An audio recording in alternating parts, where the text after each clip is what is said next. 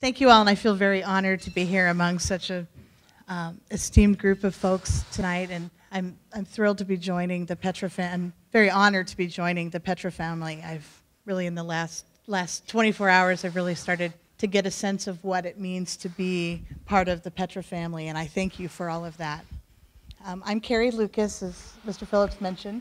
I founded the Center for Rights of Parents with Disabilities, and it's part of the Colorado Cross Disability Coalition in Denver.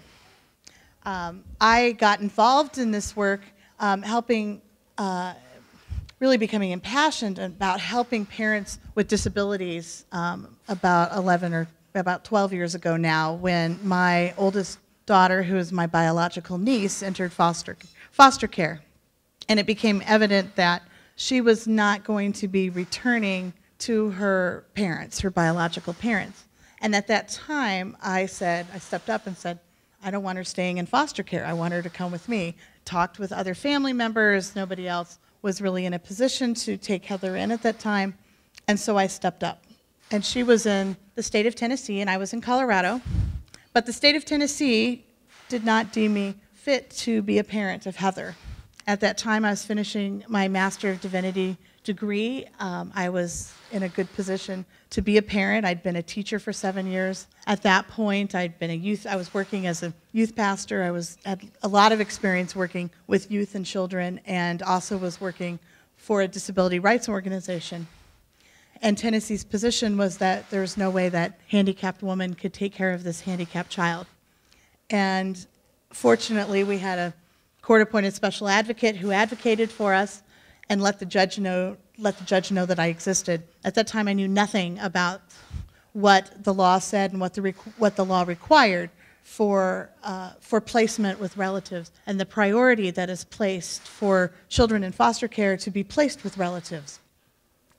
It was after about 14 months of fighting that eventually, and the judge continually ordering that my daughter be placed with me, that she finally arrived. But even as they brought her to me, as they flew back to Tennessee the next day and reported to the judge after being on the verge of contempt of court yet again for not placing her with me, they reported to the judge, well, there's no way that she's going to be able to care for her. We're going to have to be out there in a couple weeks picking up that child. Well, we're now 11 years later, and Heather is doing beautifully and is still with me.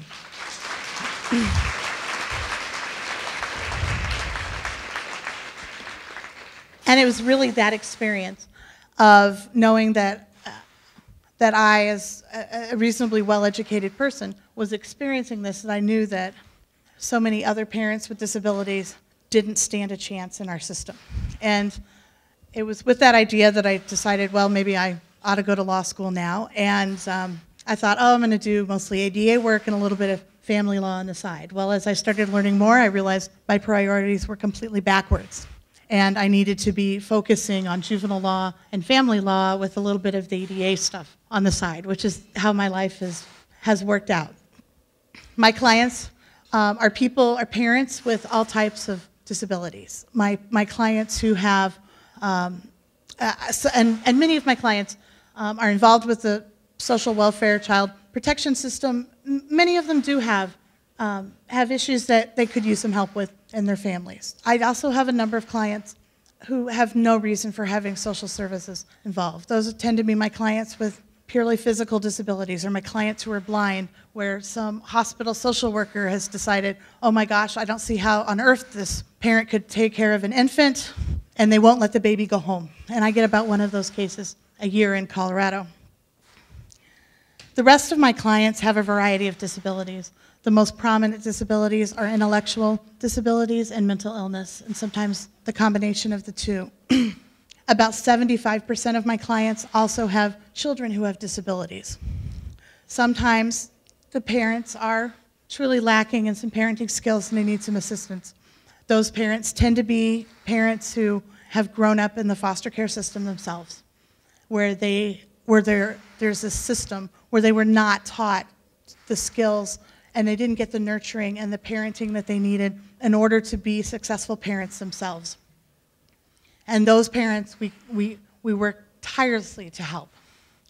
Another group of parents are parents who just need access to resources. They exist. Fortunately, in Colorado, we have a decent resources to help people with disabilities live independently in the community. And this includes people with developmental disabilities and people with mental illness. Unfortunately, there's a long waiting list, particularly for parents with intellectual disabilities. But we help those parents navigate those systems. Other parents are victims of domestic violence. An extraordinary number of my clients are victims of domestic violence, both male and female. There's a great deal of non-disability on disability violence within our community. And those parents are trapped in a cycle and get double victimized because when they try to get out of their relationships and try to seek help, they get penalized and their children get taken away from them. And so those are parents that we also try to help. And a lot of my work, while I'm an attorney and I do represent parents in court, probably 80% of my work really is more social work and just general advocacy, teaching self-advocacy skills, teaching parents how to access systems, and teaching them the skills to maintain the services once social services are out of their lives.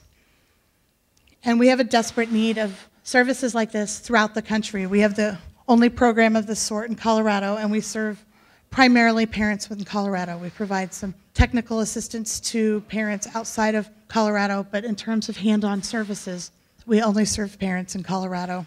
And there's just an incredible need for this to be replicated around the country. So I think starting here tonight will give us a great opportunity to begin to expand that program. Thank you very much.